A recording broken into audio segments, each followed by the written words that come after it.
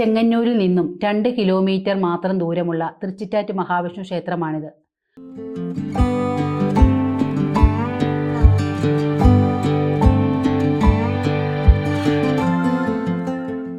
റോഡിൽ നിൽക്കുമ്പോൾ തന്നെ അതിമനോഹരമായ ക്ഷേത്ര കവാടം കാണാൻ കഴിയും.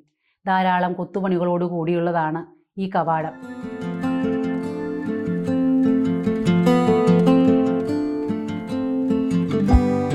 മുന്നോട്ട് ചെല്ലുമ്പോൾ വലതുവശത്തായി 4 വശങ്ങളിലും കരിങ്കല്ലാൽ തീർത്ത കൽപ്പടവുകളോട് കൂടിയ അതിമനോഹരമായ ശംഖതീർത്ഥം എന്ന ക്ഷേത്രക്കുളം കാണാൻ കഴിഞ്ഞു.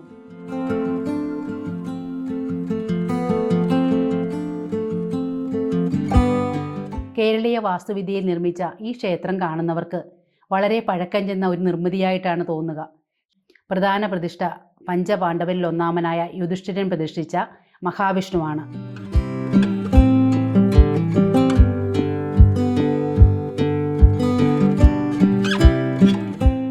മഹാഭാരത യുദ്ധത്തിൽ പാണ്ഡവരുടെ സൈന്യം പരാജയത്തിലേക്ക് പോകുമ്പോൾ വിജയിക്കാനായി യുധിഷ്ഠിരൻ ദ്രോണാചാര്യരോട് അശ്വത്ഥാമാവ് കൊല്ലപ്പെട്ടു എന്ന് കള്ളം പറയുകയും തൽക്ഷണം ദ്രോണാചാര്യർ ഒരു നിമിഷം ആയുധം താഴെ വയ്ക്കുകയും ചെയ്തപ്പോൾ പാണ്ഡവപക്ഷത്തിന് അദ്ദേഹത്തെ കൊല്ലാൻ സാധിച്ചു.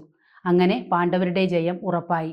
എന്നാൽ കള്ളം പറഞ്ഞതിൽ ദുഃഖിതനായ യുധിഷ്ഠിരൻ പ്രായശ്ചിത്തമായി തൻ്റെ വനവാസകാലത്ത് ഈ ക്ഷേത്രത്തിൽ വന്ന് ഭജനമിരുന്ന് പ്രാർത്ഥിച്ചു എന്നാണ് ഭക്തരുടെ വിശ്വാസം. ഈ ക്ഷേത്രത്തിലെ പ്രധാന പ്രതിഷ്ഠയായ മഹാവിഷ്ണുവിനെ കൂടാതെ ഗോശാല കൃഷ്ണന്റെ ക്ഷേത്രവും മറ്റു ഉപദേവതകളും ഇവിടെയുണ്ട്.